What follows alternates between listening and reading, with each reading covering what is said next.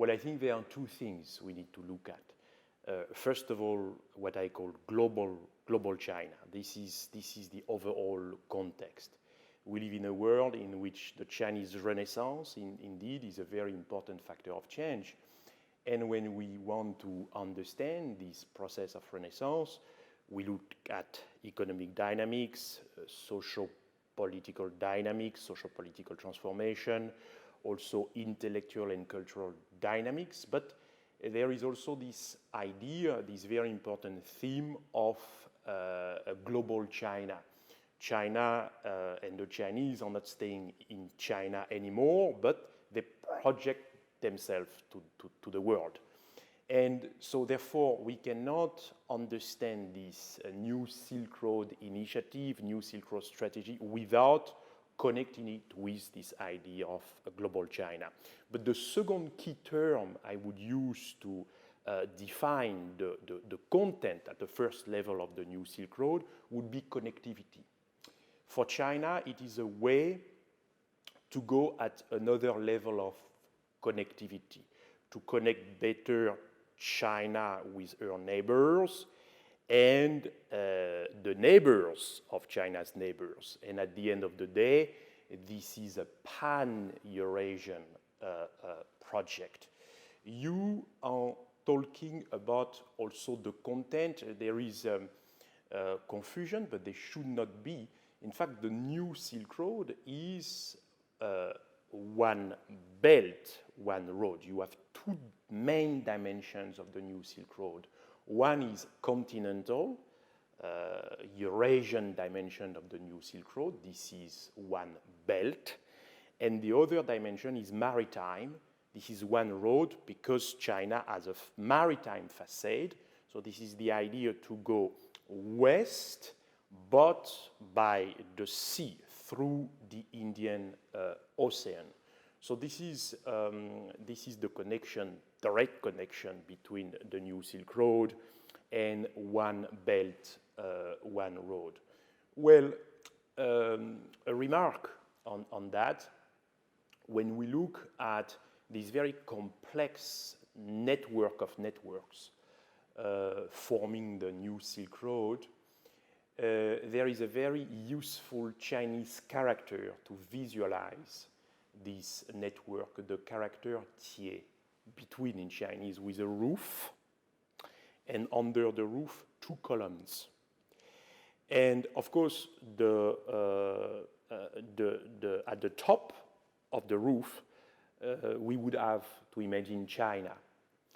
And then the left part of the roof and the right part. The left part would be the belt, the Eurasian dimension of the new Silk Road, and on the right, the maritime, the road dimension of the new Silk Road. And let us not forget the two columns, because on the left, you would have another important corridor, the corridor China-Xinjiang in the west of China, Pakistan, and on the right, the other column, another important corridor, China through the Chinese province of Yunnan, Myanmar, Bangladesh, and of course, India.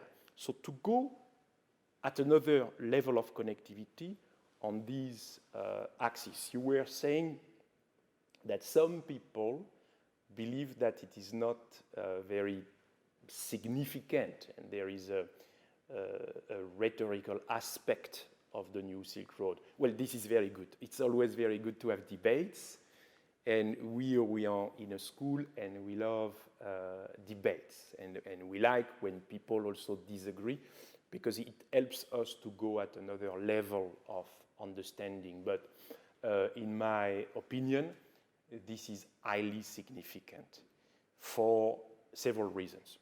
First of all, this is a strategy which has been developed by the Chinese president himself, Mr. Xi Jinping. And for those who understand the way China works, of course, it means a lot. It has been went through, And this is something that everybody is looking at.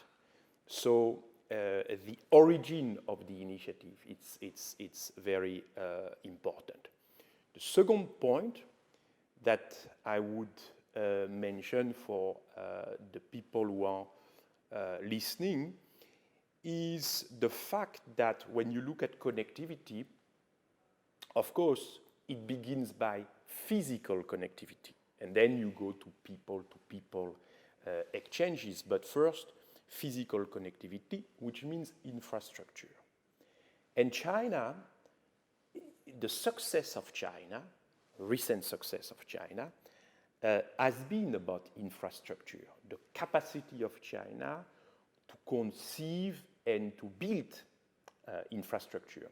But I would like to tell you also that infrastructure in China, it is not only about airports, highways, or high-speed trains. Yes, indeed, China has been able to realize that. It is already a fantastic achievement. But let us put things into historical perspective. And it's always something we need to do when we discuss China.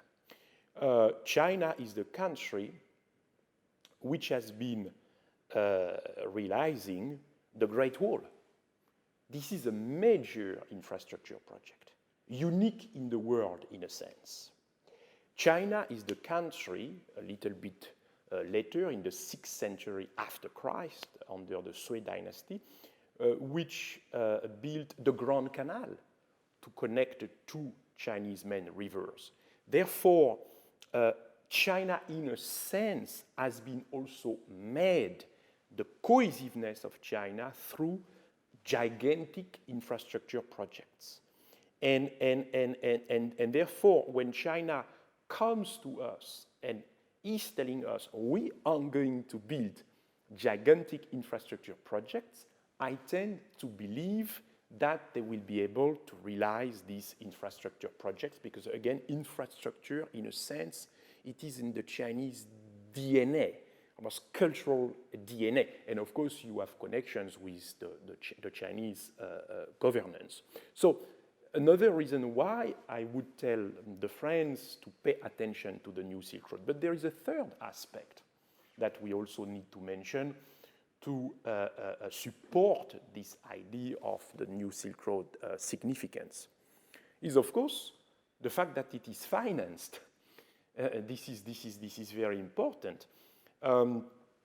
China has been able to accumulate important financial reserve for some reasons.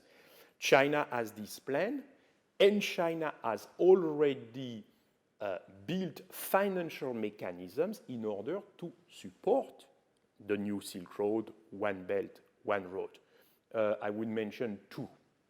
First, activated in January of this year by the governor of China's central bank, Mr. Zhou Qiaozuan, the New Silk Road Fund, 50 billion US already as a capital to begin with. And of course, another mechanism that people and media all around the world are mentioning, the AIIB, the Asian Infrastructure Investment Bank.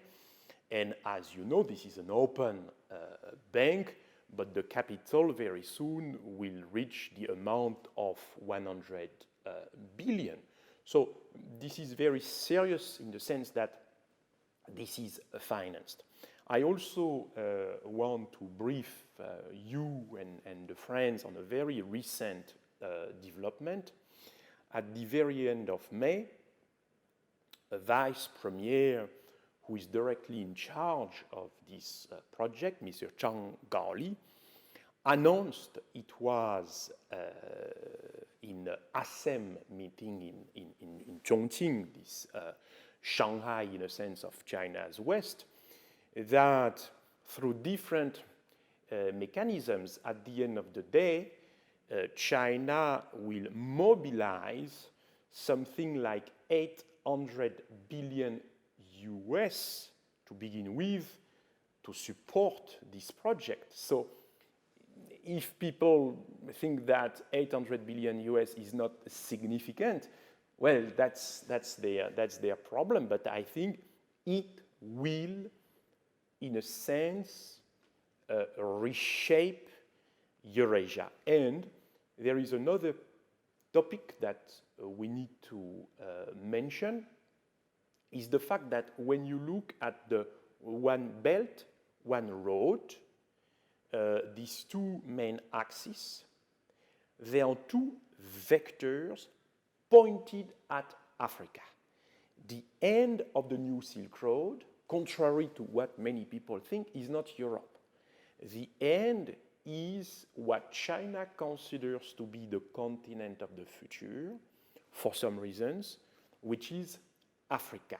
And the new Silk Road is also going to have positive impact on the African continent. So I think here we have a very interesting strategy that I believe, in my view, that the EU, the European Union, we are celebrating the 40th anniversary of the EU-China diplomatic relations this year. When you think about the future, the new Silk Road could be an element on which we could genuinely cooperate.